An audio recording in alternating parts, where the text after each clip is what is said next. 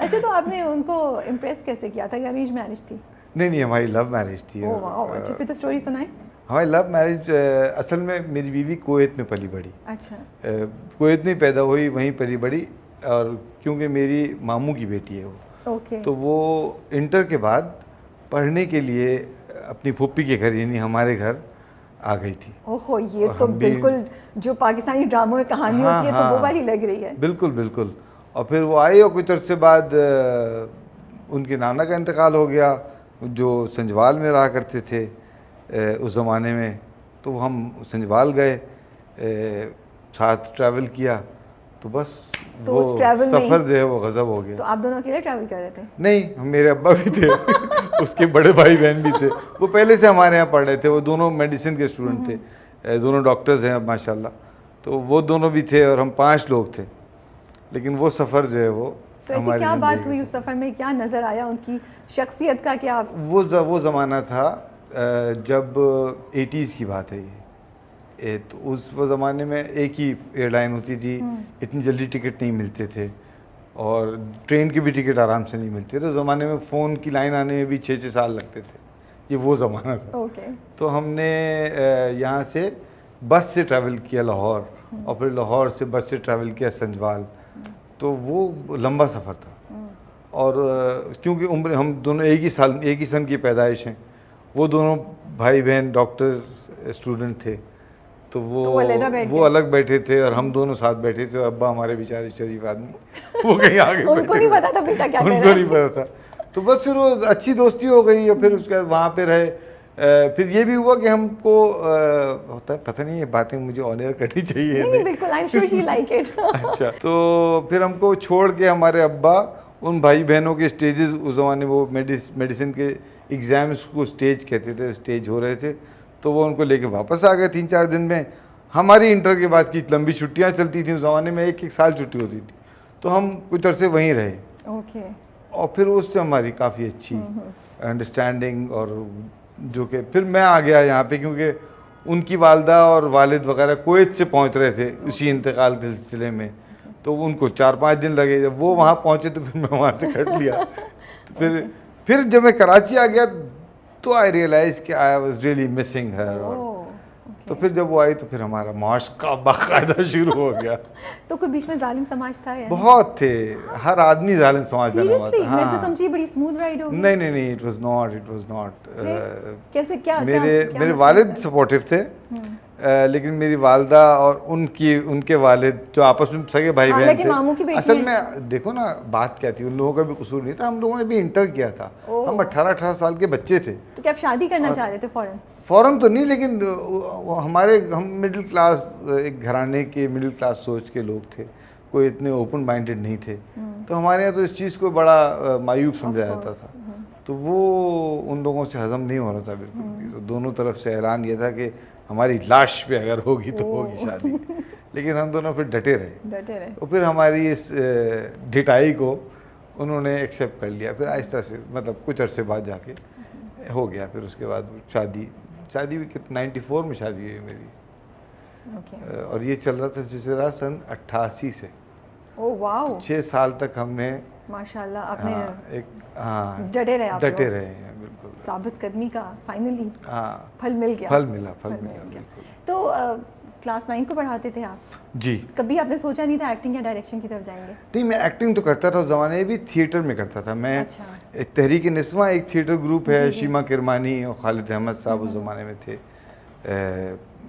वो चलाते थे। तो हम उनके साथ थिएटर, बल्कि स्कूल से ही मैं, हमारे एक दोस्त थे खुर्रम शफीक साहब, वो खालिद साहब के लिए लिखा करते थे। वो अभी भी लिखते हैं, वो बड़ी किताबें लिखी उन्होंने, तो अभी भी हमारे दोस्त हैं। वो मुझे ले गए थे कि तुम जिस तरह के हो तुम्हें थिएटर करना चाहिए। और मुझे थिएटर बहुत फैसिनेटिंग लगा था, मतलब जब पहली, और फिर उसके बाद मैं थिएटर ही करना चाहता था, मेरा कोई इरादा नहीं था टीवी शीवी करने का। लेकिन फिर 98 में हमें एक ट्रेनिंग का मौका मिला। UNDP का एक प्रोग्राम था, it was called portrayal of women in media.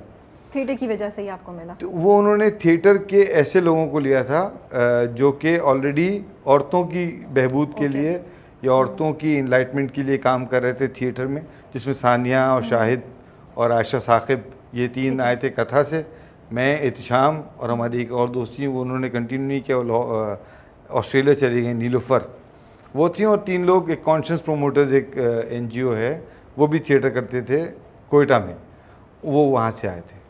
तो हम 9 लोगों ने एक साथ पढ़ा है, हम क्लास फेलोज हैं, मैं, सानिया, शाहिद, एहतिशाम, हम लोग उस ज़माने के बहुत दोस्त। मज़ा आता होगा, कंपटीशन बड़ा होता होगा क्लास में, नहीं? कंपटीशन, हाँ, मतलब उस वक्त सारे कंपटीशन से ज़्यादा उस वक्त मंजेरे- तो हमारी आंखें खुल रही थी, हम देख रहे थे अच्छा ये काम कैसे होता है। ओके। और फिर कैमरा सीखा हमने, वो हमें उस असातिज़ा बड़े अच्छे मिले। ये कोर्स डिज़ाइन किया था असलम अजहर साहब ने, जो PTV के फाउंडर थे और PTV के अब्बा माने जाते हैं आज तक। असलम अजहर साहब हमारे साथ हर क्लास में क्लास भी लेते थे, फिर हम उनके साथ उनके घर चले जाते थे, ओके। और फिर रात देर तक उनके घर पे रहते थे। मतलब आप लोगों को तो वो full हाँ, वो constantly एक क्लास में बिल्कुल बिल्कुल, तो वो एक बहुत ज़बरदस्त ट्रेनिंग थी। फिर वो एक्चुअली वो तो एक क्रैश कोर्स था शायद 3 महीने का, फिर उसके बाद 5 साल तक ये प्रोग्राम चलता रहा, और उसके अंदर फिर वो मुख्तलिफ लोग आते थे, एडिटिंग वाले, फिर नॉन लीनियर एडिटिंग आ गई, तो वो नॉन लीनियर एडिटिंग के लिए गोरा आया हमें सिखाने के लिए। और आप सीखते रहिए 5 साल तक ये हम सब चीज़ें? सीखते रहे, बिल्कुल। तो इसमें PTV में चले गए थे आप, या अभी आप थिएटर से ही नहीं, फिर 2000 में मुझे पहली मरतबा खालिद साहब के साथ मैं काम कर रहा था। जब इन्होंने ये प्रोग्राम किया था तो इन लोगों को इक्विपमेंट भी दिए थे सबको, ठीक है। और कहा था कि अपने ड्रामे बनाए। उस समय PTV ही था कोई, या NTM था, बट कोई प्राइवेट चैनल नहीं था। ओके। लेकिन प्राइवेट चैनल की सुनगुन शुरू हो गई थी, जियो का एक दफ्तर आ गया था, बिल्कुल दफ्तर खुला हुआ था, उसमें खाली हसन जैदी और इमरान असलम और उनके भाई छोटे जिनका भी इंतकाल हो गया, टीटो, तलत असलम, ये बैठा करते थे 3 लोग, ठीक है। वरना कोई ऐसा प्राइवेट चैनल था नहीं। ओके। तो हम बहरहाल कोशिशों में लगे रहे।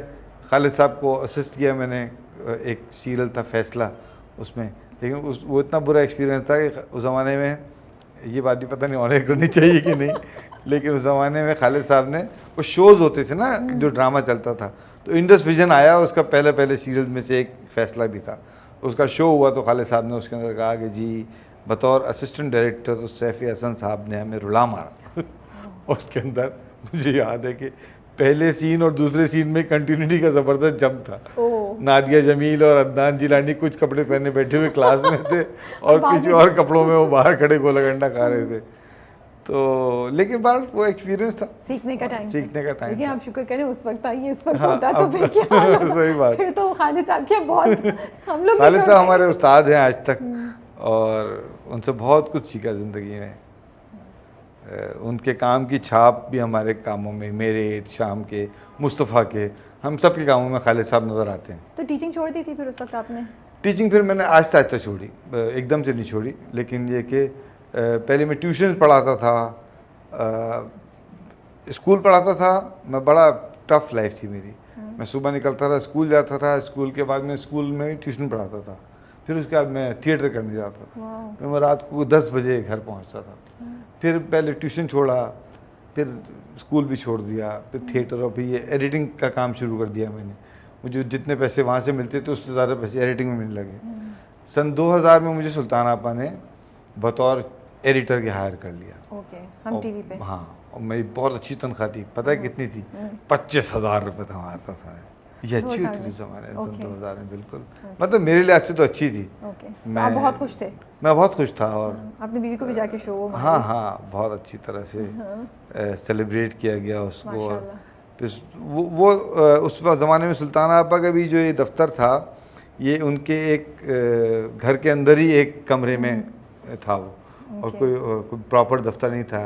मूमल प्रोडक्शन कहलाता था, और वो एक उनके बेडरूम से मिला हुआ एक कमरा था, जिसके अंदर हमारा एडिटिंग स्वीट था, और बीच में जो रास्ता था उसके अंदर उनका वो अकाउंट्स वाला वो सब बैठे होते थे। इतना स्क्रैच से सबने, इतनी बेसिक से सबने स्टार्ट किया। बिल्कुल। बड़े अच्छा लगता है ये सुनना, क्योंकि फिर आपको होता है कि हाँ यार इसी तरह सबने स्टार्ट किया। बिल्कुल। हम साथ बैठ के रोज़ाना खाना भी दोपहर का हम साथ ही बैठ के खाते थे, सुल्ताना सिद्दीकी आप सुल्तान आपा के घर पे। और उसके बाद फिर क्या प्रोसेस था? फिर कब डायरेक्शन में कब आने का सोचा? डायरेक्शन में बहुत बाद में। फिर उसके बाद जब एक प्रोजेक्ट था फेयर एंड लवली किस्मत के सितारे, अब ये तो ब्रांड का नाम हो गया, लेकिन बहरहाल है, तो उससे उसके कुछ प्रोजेक्ट ऐसे थे जो उसके लिए अप्रूव डायरेक्टर्स थे। ओके, आप उनमें से एक थे ना? मैं नहीं था उनमें से, क्योंकि आपके प्रोजेक्ट्स के नीचे आता है। हुआ ये कि फिर सुल्तान आपा वो किसी वजह से एक प्रोजेक्ट कर रही थी, और उनको किसी वजह से अमेरिका जाना पड़ा, और मुझे उसके अंदर कूदना पड़ा उस प्रोजेक्ट में। फिर वो प्रोजेक्ट बड़ा पसंद आया उनको। मुझे याद है वो आयशा आलम की कहानी थी, उसके अंदर ख़वातीन की कहानियाँ होती थी, Okay. वो आयशा आलम की कहानी थी। ठीक है। तो सुल्तान आपा ने फिर वहाँ मीटिंग में कहा कि भाई ये मैंने नहीं किया, हाँ, ये मेरे फलाने बच्चे ने किया है, ये उनका बड़प्पन था। वहाँ से मैं अप्रूव हो गया और फिर उसके बाद मैं प्रॉपर डायरेक्शन शुरू कर तो मज़ा आया आपको? आपको लग रहा था कभी कि आप जब एडिटर स्टार्ट किया था आपको लगता था कभी अब डायरेक्शन मैं में क्योंकि जाएंगे? देखो होता है कि जब आपके पास डायरेक्टर तो एडिटर के पास बैठते ही आके ना, तो आप उनसे भी बहुत कुछ सीखते हैं। ठीक है। तो मैं अच्छा मुझे खुशकिस्मती से उस ज़माने में जो लोग काम कर रहे थे, मेहरीन जब्बार थी जिसके साथ मैंने बहुत टाइम गुजारा था एडिटिंग में, वो मैं उससे बहुत कुछ सीखा था। बख्तियार अहमद साहब थे, वो उस ज़माने में होता है था कि जो भी पीटीवी से रिटायर होता था तो सुल्तान आपा का एक प्राइवेट प्रोडक्शन हाउस उनके लिए हमेशा खुला हुआ था।